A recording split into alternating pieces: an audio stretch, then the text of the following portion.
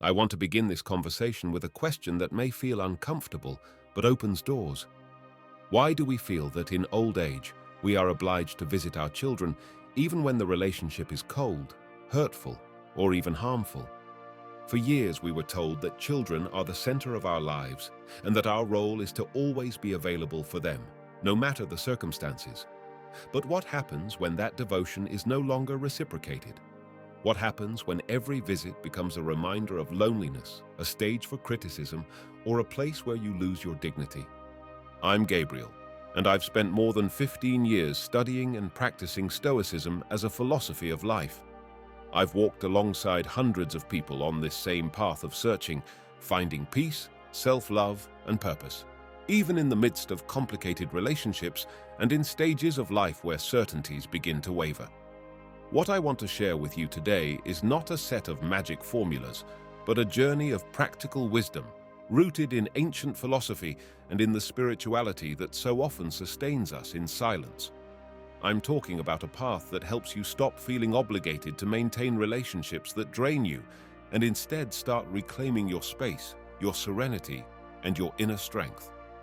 Throughout this conversation, we'll go through 12 lessons that are not light-hearted tips, but doorways to a more dignified and freer life. We'll explore how to recognize unhealthy relationships, how to set boundaries without guilt, how to turn solitude into an ally, and how to leave a legacy in peace. And we'll do it with the calm and depth you deserve, in a space where you don't need to justify yourself or apologize for wanting to live in serenity. Let's begin. Number 1. Don't humiliate yourself by visiting. There's a truth that's painful to accept, but liberating once you understand it.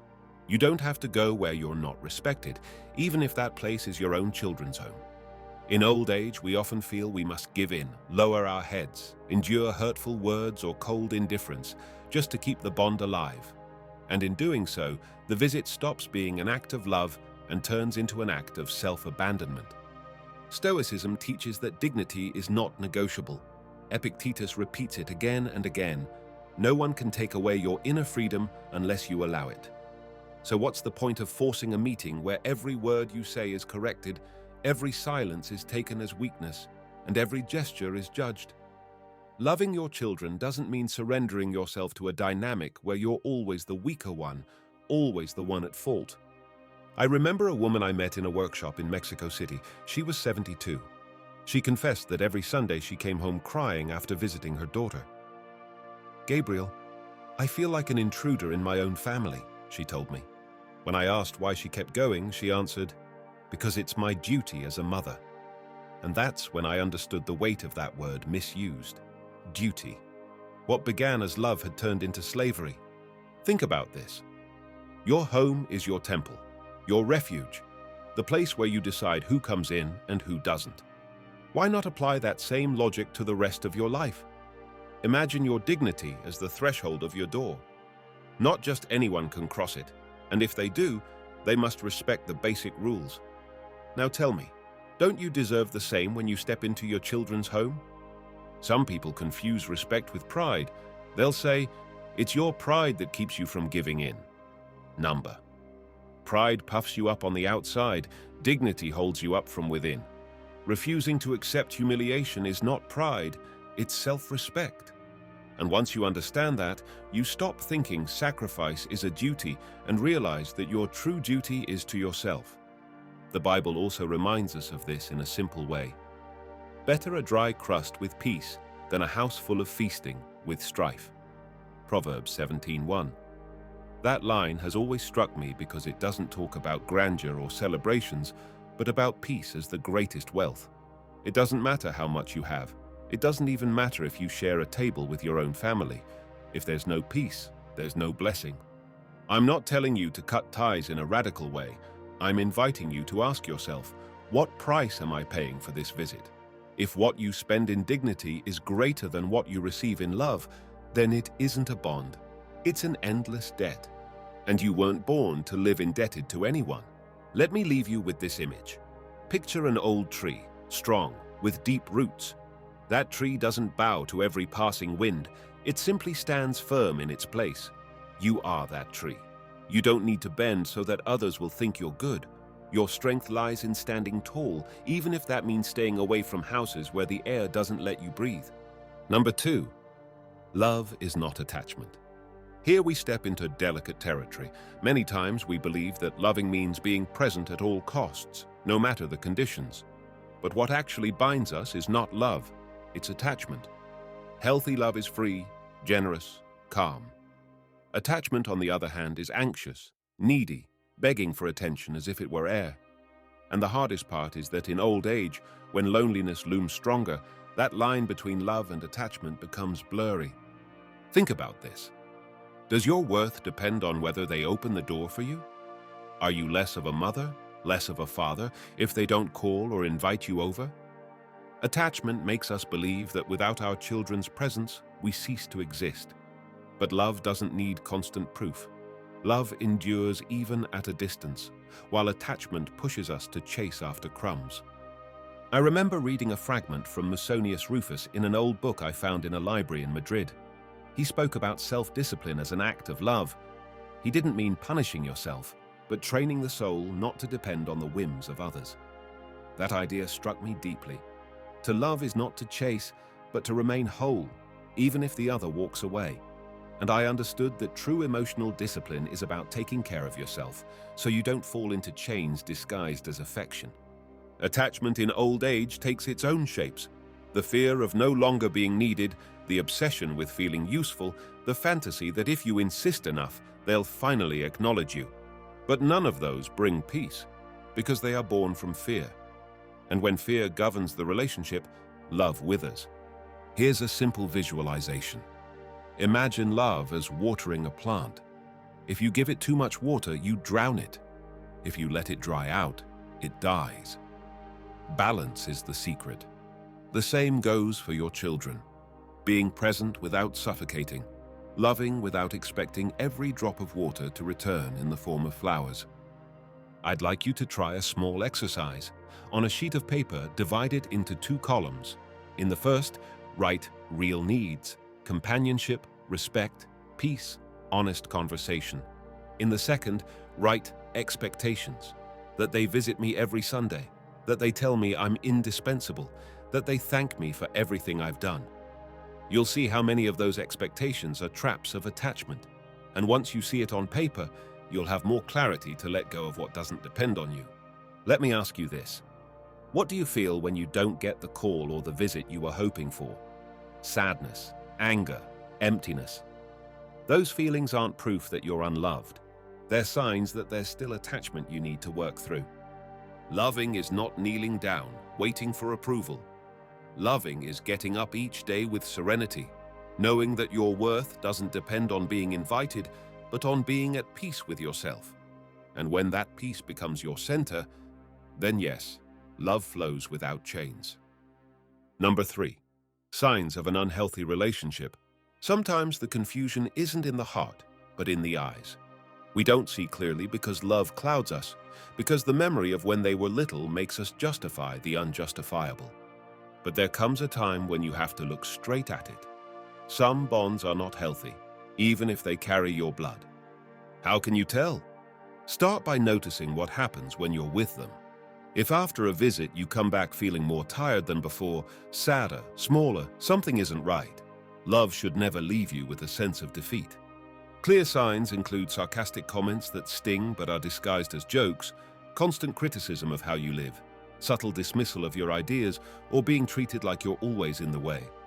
Another is when they only reach out for convenience, whether it's babysitting, lending money, or solving problems that aren't yours. Don't underestimate the small signs.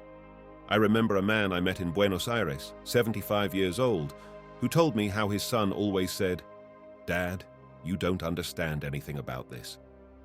It was a short phrase, but repeated week after week, it slowly eroded his confidence. "I don't even give my opinion anymore, Gabriel, because I feel worthless," he confessed. That's the invisible damage. When love stops nourishing you and starts dismantling you. Stoicism teaches us to observe with clarity. It's not about dramatizing or inventing offenses, but about recognizing patterns. Here's a simple exercise. For 30 days, write down after each contact with your children how you felt. Don't analyze, just record. Peace, anxiety, calm, anger. At the end of the month, you'll see with your own eyes whether the balance tilts toward well-being or toward hurt. The mind can lie, but repeated experience does not. If you realize the relationship is toxic, don't get trapped in endless arguments. This is where what I call the kind broken record works. Short, clear, respectful phrases that you repeat calmly. For example, "I don't feel comfortable with that tone. I'd rather not talk about that. I won't be staying longer today." These aren't phrases meant to convince, only to protect. Let me pause here to invite you to something special. If these words resonate with you, subscribe to the channel, give this video a like, and tell me in the comments what country you're connecting from. I'd love to know how far this community of seekers of serenity and courage can reach. Listen, life is too short to disguise humiliation as love. True love doesn't need sarcasm, doesn't ask you to silence your voice, doesn't drain you until there's nothing left. If what you receive in those visits are wounds instead of hugs, then you already have your answer. It's not pride to recognize it, it's wisdom. And wisdom, at this stage of life, is the greatest gift you can give yourself. Number 4. Let go of the expectation of the ideal child. This is one of the deepest and most silent pains. We keep waiting for our children to become the version we imagined. We expect gratitude, tenderness, quality time, words of recognition. But the truth is that each one took their own path, and often that path looks nothing like the movie we wrote in our minds. And here's the key point. As long as you stay tied to that expectation, every visit will be a battlefield between what you dream of and what is. Stoicism puts it in a simple and radical way. Love what is.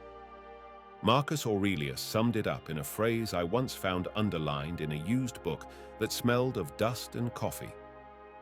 Love what happens, because it was destined for you. That idea, amor fati, is not resignation, but active acceptance. It's choosing to stop fighting life and start working with what's in your hands. And in this case, what you have is a real child, not the ideal child you sketched in your heart. Think about this. How much of your suffering comes from what's missing, not from what's there? You ache for the hug that doesn't come, for the thank you you never hear, for not being a priority. But maybe you've been holding on to a chair that never even existed. The expectation of the perfect child makes you a guest at an imaginary party, and that empty chair weighs more than any real indifference. Here's a simple ritual of letting go. Write on a sheet of paper how you imagined your children as adults, their gestures, their attitudes, their relationship with you. Read it out loud, then say goodbye to that picture. Thank that fantasy, because it once gave you hope, but let it go. After that, write down what you do have, even if it feels small. An occasional phone call, a memory you share, or even the ability to keep your own space in peace. That shift in perspective doesn't erase the pain, but it transforms it into maturity. In workshops, I've seen women cry as if they were burying someone when doing this exercise. And in a way, they are. They're burying the illusion of an idealized child. But when they finish, they breathe lighter because they understand they can't keep paying with anguish for a dream that will never come true.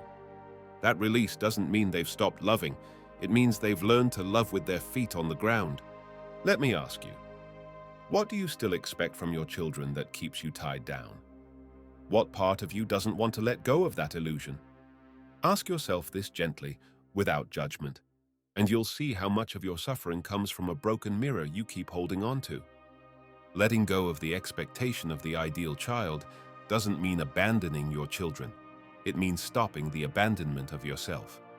It's accepting that they are not the image you once carried, and still choosing to remain dignified, serene, and at peace.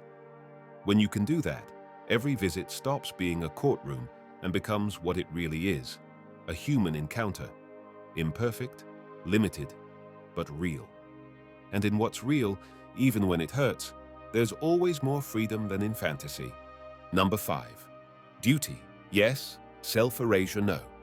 Here I want to touch on a word that weighs like a stone on the conscience: duty. From childhood, we're taught that parents must always be there for their children. No excuses, no breaks, no limits. And in old age, that echo turns into an inner whip. I have to visit them. I have to help them. I have to endure. But here's the truth. There's a big difference between duty, born of love and justice, and self-erasure disguised as virtue. Stoicism makes it clear. The virtue of justice means giving each their due.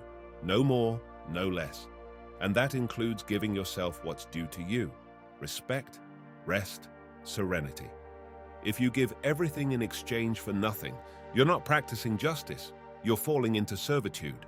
And believe me, servitude doesn't create love. It breeds silent resentment, both in you and in those around you. Let me share a case I remember well. A retired woman from Medellin once told me, "Gabriel, I take care of my grandchildren every day because my daughter works. I'm exhausted, but I do it because it's my duty as a mother." When I asked if she had ever said she couldn't do it, she fell silent. For years, she had carried out a duty no one had explicitly asked of her, but which she had assumed as a chain. What started as help had turned into self-erasure, and the sad part was that her daughter had already come to take it for granted, without even thinking about it. Prudence, another Stoic virtue, reminds us to measure our strength before acting. Is giving what you don't have really an act of love? No, it's a form of self-abandonment. Here's a practical exercise. Make a list with 2 columns, real duty and useless sacrifice. In the first, write what truly is just, like keeping communication alive, being present in emergencies, showing genuine affection. In the second, write what drains you and isn't essential, obligatory visits, tasks beyond your physical capacity, forced silences. Seeing that difference on paper will give you clarity. What I want to convey is this: true duty always includes dignity. A duty that crushes you, dims you, and robs you of joy doesn't come from love. It comes from fear of losing the bond. And what is born of fear never blossoms into peace. Think of this image. You are like an oil lamp. If you give light without tending to your oil, you eventually burn out. And when you burn out, you illuminate neither your loved ones nor yourself. Real duty is keeping your flame alive, so you can shine when it truly matters. So don't confuse blind sacrifice with true love. Love is given with justice and balance. Duty, yes, but never at the cost of disappearing. Life isn't asking you to be a martyr. It's asking you to be wise. And wisdom, at this stage, is measured by your ability to say, "This is as far as I go," not out of coldness, but out of respect for who I am. Number 6, saying no without guilt. One of life's hardest lessons, especially in old age, is learning to say no without feeling like you're failing as a mother, father, or grandparent. Guilt seeps in like a silent poison. If I don't go, they'll see me as selfish. If I say I can't, they'll think I don't love them. If I set boundaries, I'll end up alone.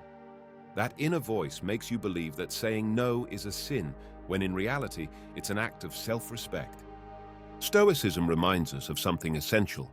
No one can force you to carry what doesn't belong to you.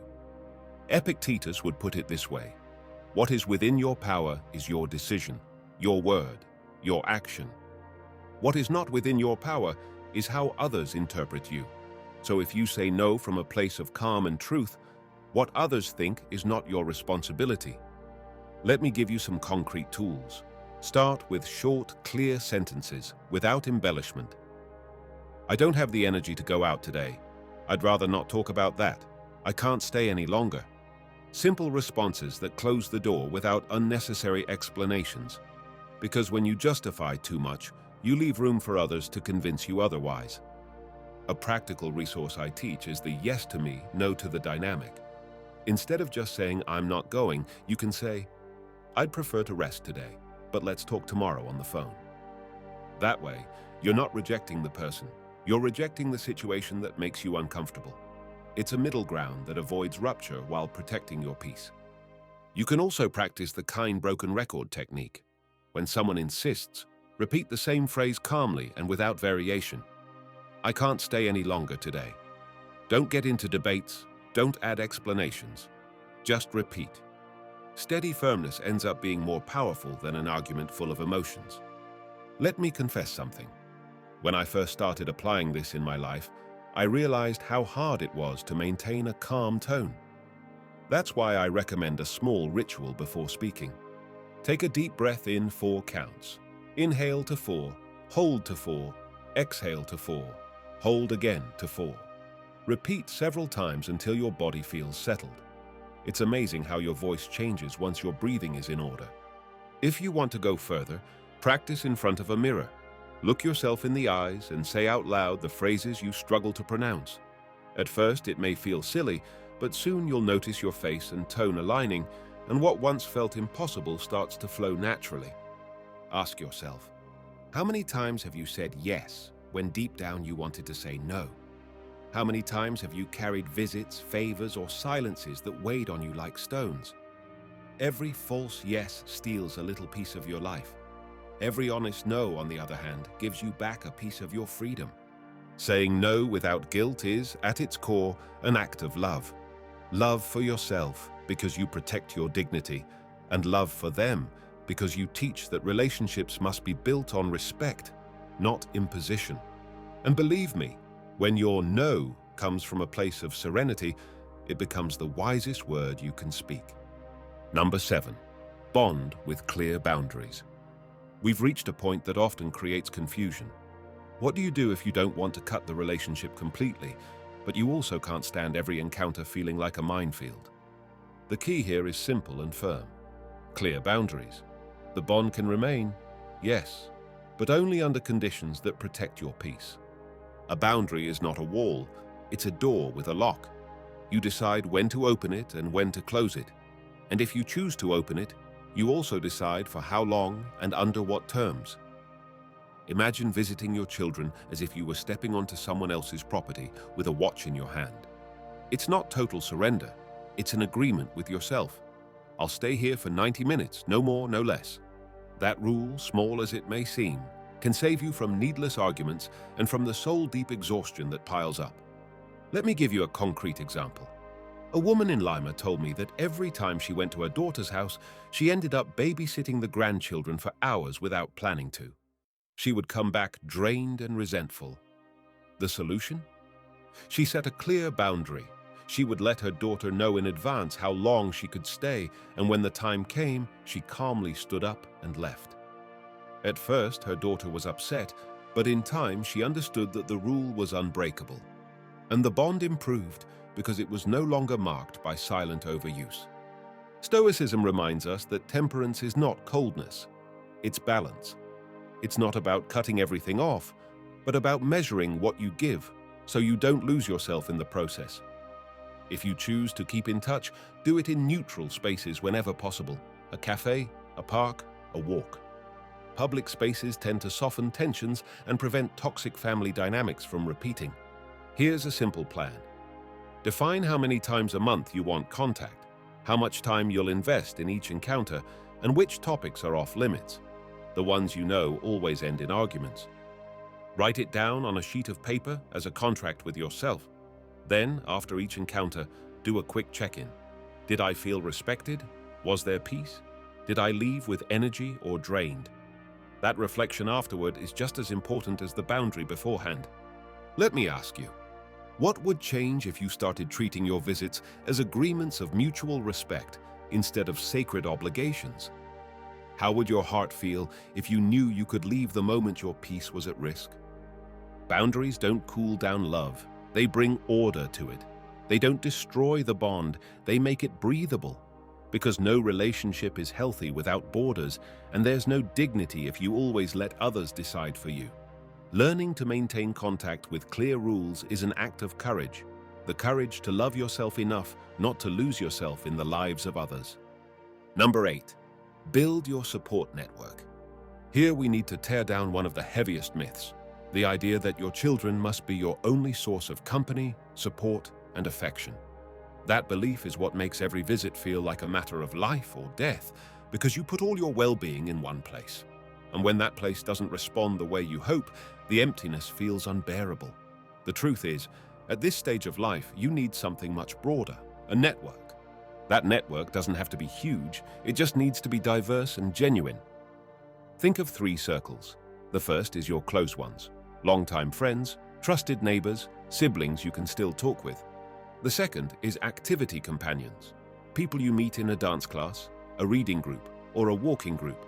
The third is community resources, senior associations, neighborhood clubs, spiritual groups, or volunteer work.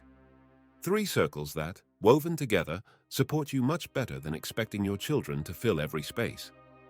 Let me tell you about a 78-year-old woman I met in Guadalajara. She had spent a decade feeling lonely because her children lived far away and didn't visit often. One day, she decided to join a seniors choir.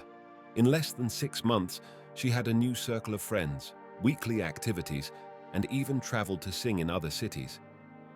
"Gabriel, now when my children come, I enjoy them, but I don't need them the way I used to," she told me. That phrase shone with truth.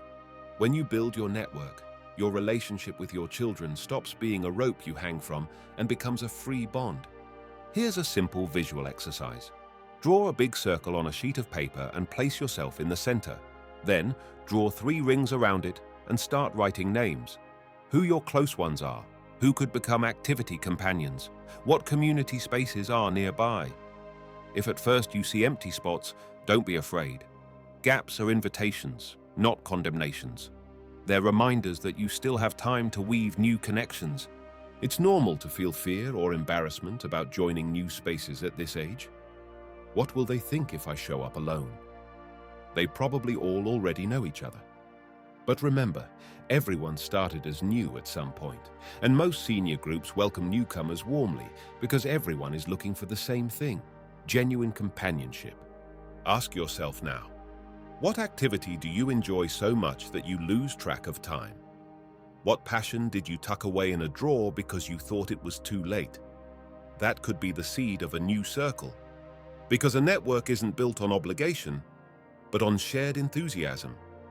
Having a support network doesn't mean you stop loving your children. It means you release the pressure. You let go of the burden of expecting them to be everything for you. And when you no longer depend solely on them, something magical happens. Visits feel lighter because they're no longer the only source of your well-being.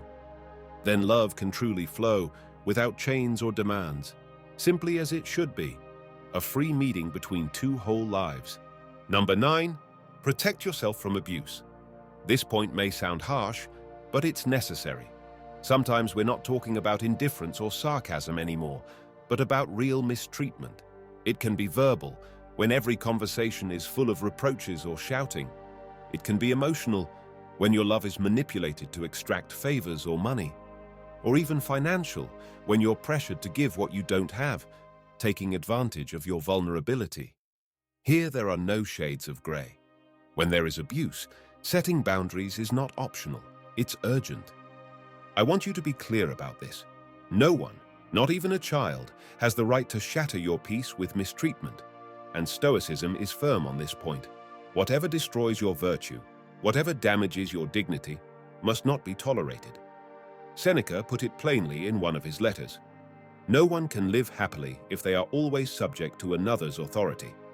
And in this case, that misplaced authority hides behind the word child. Let me give you a practical protocol for protecting yourself.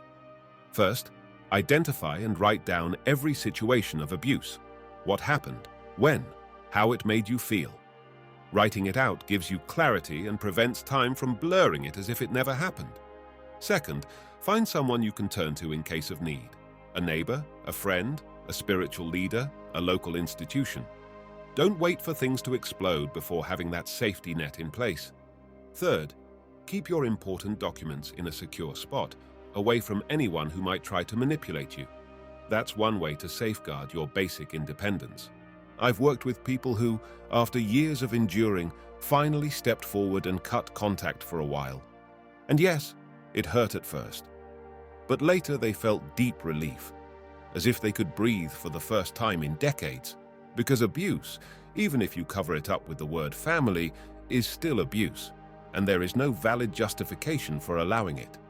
If you're a believer, let me remind you of some words that have always stayed with me. Even though I walk through the valley of the shadow of death, I will fear no evil, for you are with me. Psalm 23:4. That certainty that you're not alone can give you the strength you need to take the step. And if you're not, hold on to the idea. You never walk without resources. There is always someone or something that can support you when you decide to defend your dignity. Here's a visualization for you. Close your eyes and imagine yourself surrounded by a sphere of light. Inside that sphere, no one can hurt you. No one can enter without your permission. That sphere is your dignity, your right to be treated with respect. Whenever you doubt, recall that image and act from there. Ask yourself honestly, are you accepting treatment from your children that you would never tolerate from a stranger? Have you convinced yourself that enduring equals love? If the answer is yes, it's time to recognize it and put a stop to it. Life is far too short to live in chains. Protecting yourself from abuse is not selfishness, it's justice toward yourself. And when you choose justice, even if it hurts at first, you regain the most precious thing you have, your peace. Number 10, reconcile with conditions. Here we step into sensitive territory. What happens if, after everything, there's still a desire for reconciliation? Because even when the wound is real, the heart often longs to rebuild a bridge. But be careful. Reconciliation is not about going back as if nothing happened. Reconciliation is about opening a door, yes, but only under clear conditions that protect your dignity. The key is to look at actions, not promises. Words of remorse may sound sweet, but true transformation is seen in behavior. Are there changes that last over time? Do they respect your boundaries without argument? Is there a genuine effort to repair what was damaged? If those signs appear, then maybe it's time to take a step toward reconnecting, always with prudence.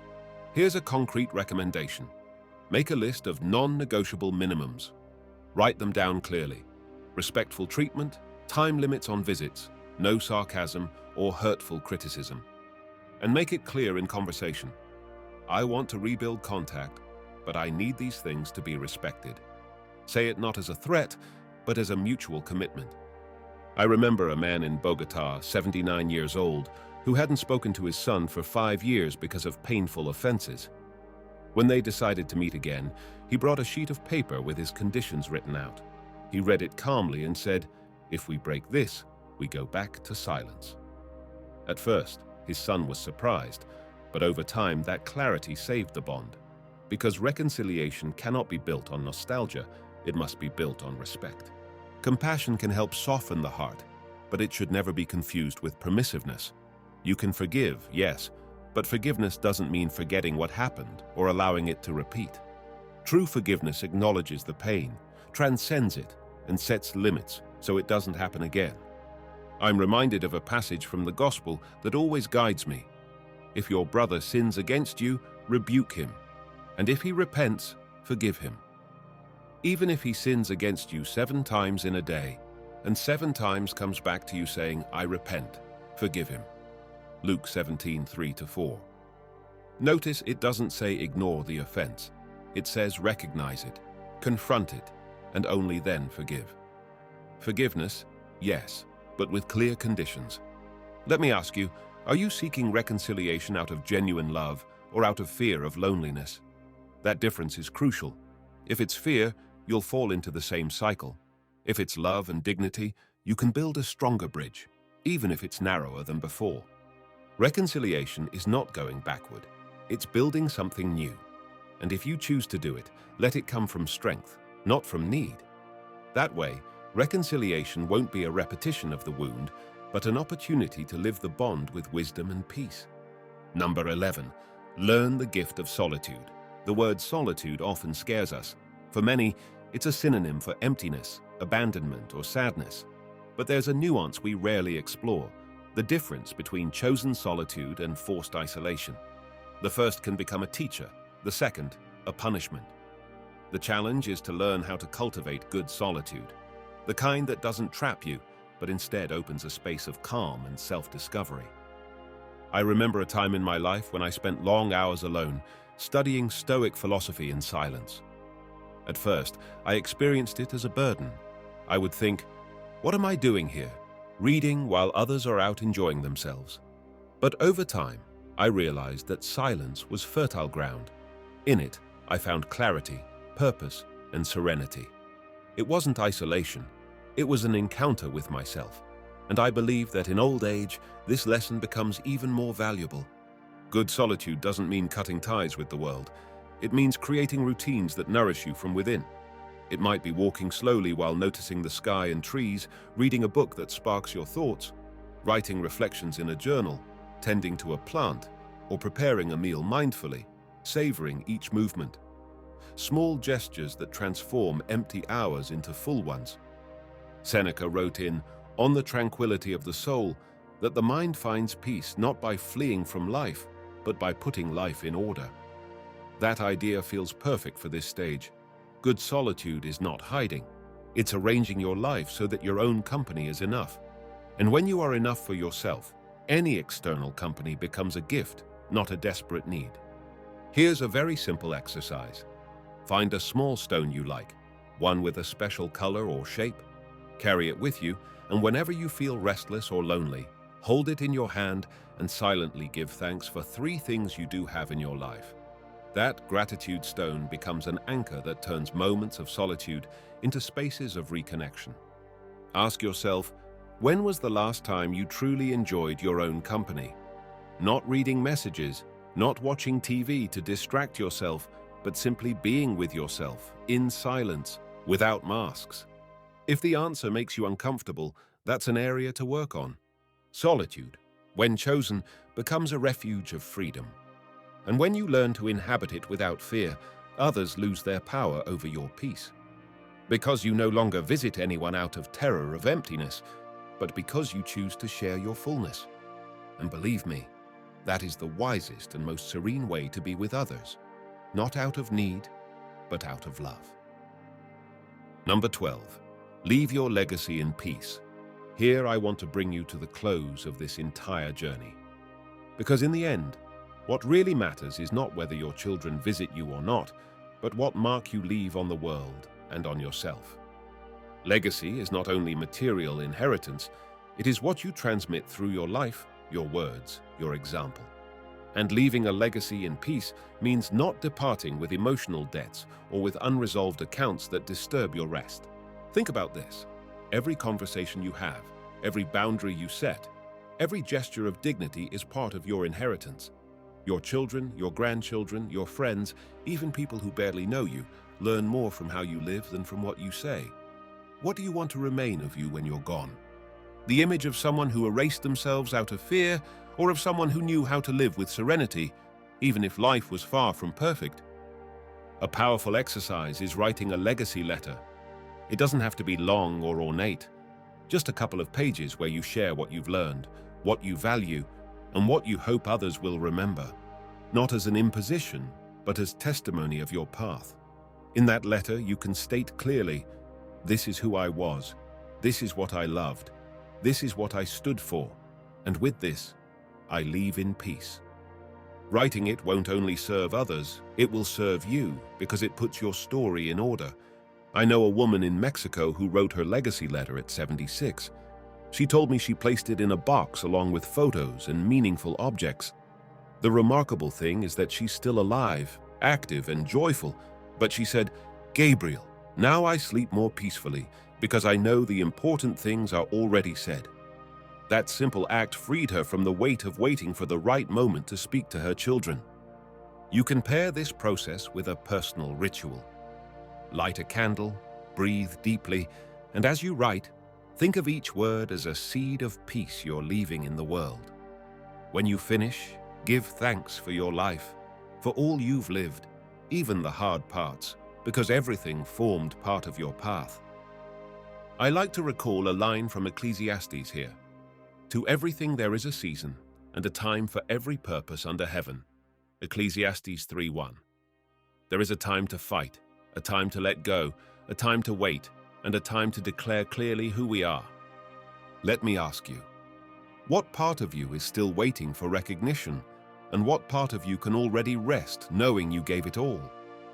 If you find that answer, you'll know what belongs in your legacy. Leaving your legacy in peace doesn't depend on visits or on belated recognition. It depends on ordering your inner life and sealing, with serenity, what you want to pass on. Because when you do, you no longer fear being forgotten. Your life, with its lights and shadows, becomes an eternal message. And that is the best way to end this journey, knowing that what you leave behind is worthy, pure, and full of truth. We've walked together through a journey that has been intense, at times uncomfortable, but necessary. 12 lessons that aren't light-hearted tips, but profound reminders that in old age, your dignity and your peace are worth more than any forced visit.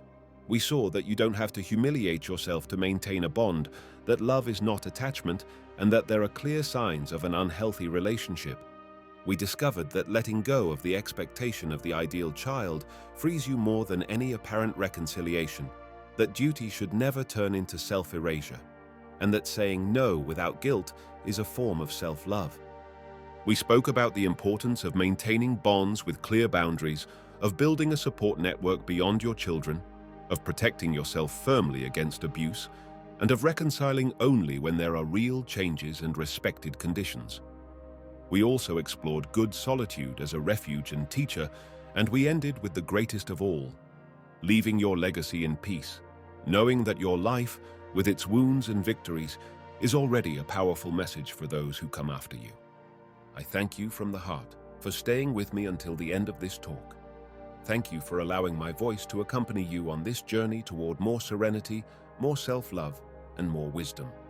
I'm Gabriel, and this space, the Stoic Garden, exists to remind you that you still have time, that your peace is not negotiable, and that your dignity is sacred. I want to ask you something very special. Tell me in the comments which country you're connecting from, so I can know where in the world you're walking with me in this community. And also, write this phrase to seal what we've learned today. I choose wisdom. That will be our shared declaration of strength and serenity. If you know someone, a sister, a friend, a loved one, who is going through this same silent struggle, share this video with them. You never know if these words might be the encouragement they've been waiting for. Thank you again for being here. And now, you'll see 2 videos on screen that I'm sure will resonate with you. Pick one and keep nourishing your path of practical wisdom and inner peace.